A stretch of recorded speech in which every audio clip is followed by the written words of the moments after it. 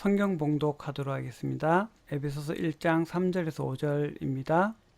찬송하리로다. 하나님 곧 우리 주 예수 그리스도의 아버지께서 그리스도 안에서 하늘에 속한 모든 신령한 복을 우리에게 주시되 곧 창세전에 그리스도 안에서 우리를 택하사 우리로 사랑 안에서 그 앞에 거룩하고 흠이 없게 하시려고 그 기쁘신 뜻대로 우리를 예정하사 예수 그리스도로 말미암아 자기의 아들들이 되게 하셨으니.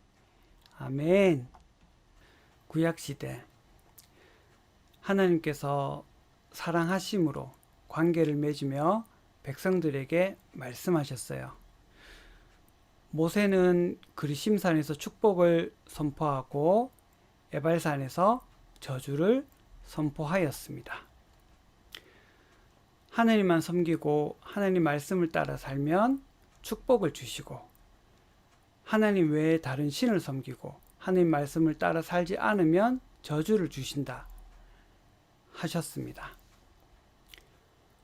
구약시대 이스라엘을 백성으로 선택하시고 사랑으로 품고 안고 먹이시고 기르시며 백성들이 진정 복받기를 원하셨습니다. 그리하여 복과 저주를 두고 복을 선택하라고 백성들에게 말씀하셨습니다. 복은 하나님께서도 주기 원하시고 우리의 관심사이기도 합니다. 결혼, 자녀, 재정, 건강, 여러 가지가 있을 수 있습니다. 오늘 복에 대해서 본문에서도 이야기하고 있습니다. 하늘에 속한 모든 신령한 복을 우리에게 주시되 라고 합니다. 이 복은 우리가 흔히 생각하는 복과는 조금 다른 것 같기도 합니다. 하늘에 속한 모든 신령한 복. 구약 그리심산과 에발산 앞에서 복은 이른 비와 늦은 비로 곡식이 잘 자라고 자손이 번성하며 풍요로워지는 복들, 이 땅에서의 구체적인 복을 이야기하시며 백성들과 관계 맺으신 것을 찾아볼 수 있습니다. 본문에서는 그리스도 예수로 말미암아 자기의 아들들이 되게 하셨으니 라고 합니다. 구약에선 자녀처럼 돌보셨지만 아버지와 아들의 관계는 아니었습니다. 선민사상, 즉 선택받은 백성들, 이스라엘은 선택받은 백성이었습니다. 그런데 이제는 지금은 예수 그리스도 안에서 아들이 되었습니다. 놀라운 은혜입니다. 아버지는 아들을 사랑하고 먹이고 입히고 보호하지요. 행여나 다칠까 지켜보고 넘어지면 일으켜서 달래주기도 하고 또 약을 발라 주시고 힘든 일 있으면 도와주기도 합니다. 필요한 거 있으면 채워주시고 친밀하고 뗄래야 뗄 수 없는 관계입니다. 그리고 아들과 약속을 하면 꼭 지키려고 노력을 합니다. 사람도 그런데 하늘 아버지는 더욱 그러하시며 실수가 없으신 좋으신 아버지이십니다. 우리가 어떻게 아들이 되었나요? 예수 그리스도께서 십자가에서 저와 여러분의 죄를 모두 지시고 대신 피 흘리시고 죽으셨기에 우리의 죄를 없이 하시고 의롭다 하셨습니다. 이를 믿는 자를 자녀로 선택해 주셨습니다. 우리의 공로 전혀 없는 전적인 하나님 아버지의 사랑하심과 예수님의 공로입니다. 선물입니다. 은혜입니다. 그저 받았습니다. 감사하고 놀라운 일입니다. 선택받았습니다.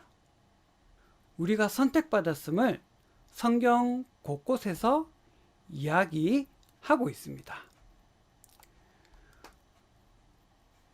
요한복음 15장에 너희가 나를 택한 것이 아니요 내가 너희를 택하여 세웠나니, 디모데후서 1장에 부르심은 우리의 행위대로 하심이 아니요 오직 자기 뜻과 영원한 때 전부터 그리스도 예수 안에서 우리에게 주신 은혜대로 하심이라.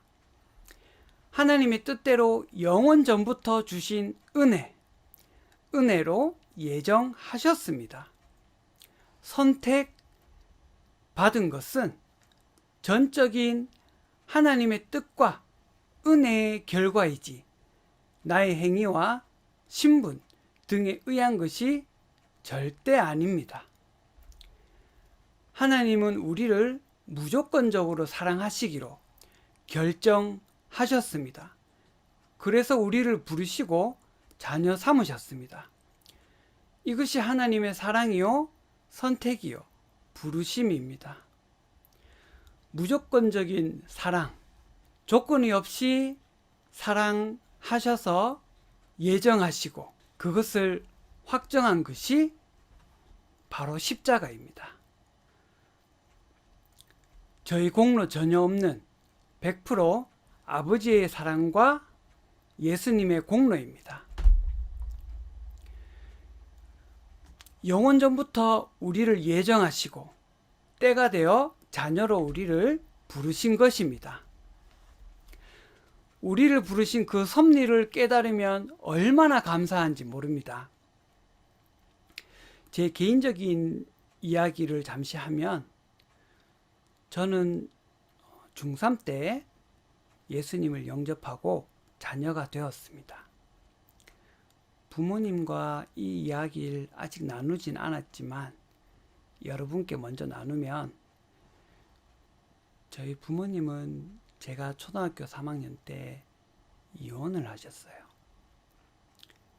그런데 그래서 제가 예수님을 알게 되었구나 라고 깨달아지더라고요. 그러면서 하나님께 감사가 나왔었습니다.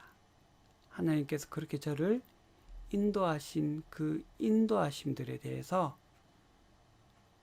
마음속에서 깊은 감사가 나왔습니다.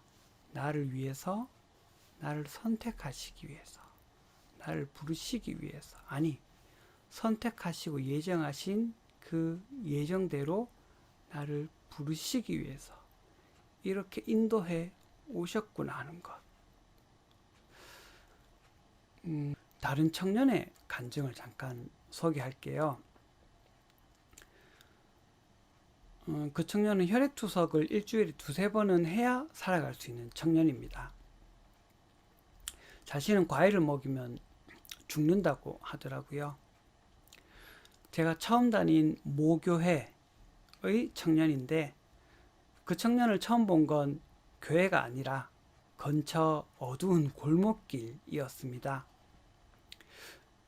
야구 방망이를 이렇게 어깨에 걸쳐매고 제 옆을 팔자걸음으로 조금 껄렁한 기운으로 지나가는데, 그때 처음 보았던 것 같아요.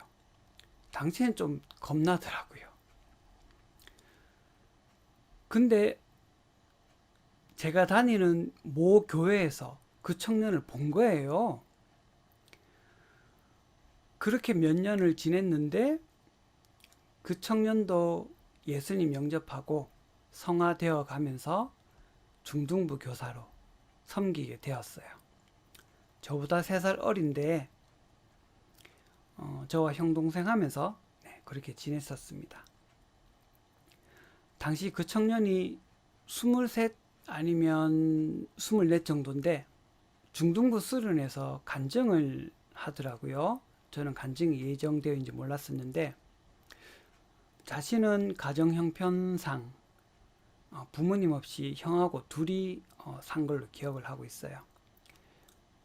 험하고 반항적인 성향인데 하나님께서 일주일에 두세 번씩 한 번에 몇 시간씩 투석을 하게 하시고 그렇게 하시면서 저를 바꾸시어 이렇게 하느님 자녀로 하느님 떠나지 않고 하느님 안에 살아갈 수 있도록 해주셨다고 진실되게 고백하더라고요. 저를 비롯해서 그 주위에 있던 청년 교사 스님들과 그 청년을 아는 다른 많은 스님들, 학생들에게 큰 감동이 되었었어요. 우리를 향한 부르심과 자녀 삼으심은 우리가 깨닫든지 못 깨닫든지 전적으로 하나님의 은혜입니다. 성경은 창세기부터 계시록까지 수없이 이 말씀을 반복합니다. 놀라지 말고 두려워 말라. 너는 내 것이다. 내가 너를 구원하였다. 너를 눈동자처럼 지키고 있다. 나는 내 이름을 손바닥에 새겼다. 내가 너를 세웠다. 내가 명한 것이 아니냐. 나를 믿고 담대한 마음으로 앞으로 전진하라. 세상 끝날까지 너와 함께 하겠다. 반드시 내가 너를 도와주리라. 예수님을 통해서, 아버지 하나님을 통해서 계속 반복해 주셨어요. 이 이야기가 반복되는 이유는 사람들이 또 잊어버리기 때문입니다. 사사기를 보면 알 수 있죠. 하나님의 자녀가 된 것은 내가 선택한 것이 아니라 4절에 곧 창세전에 그리스도 안에서 우리를 택하사 5절에 그 기쁘신 뜻대로 우리를 예정하사 하나님께서 세상을 창조하기 전부터 우리를 선택하셨습니다. 예정하시고 택하셨습니다. 내가 하나님을 선택한 것이 아니라 하나님이 나와 여러분을 선택하셨습니다. 제가 하나님 손을 잡고 있는 것이 아니라 제 머리카락까지 세시는 하나님께서 저와 여러분 손을 잡고 계십니다. 이런 하나님,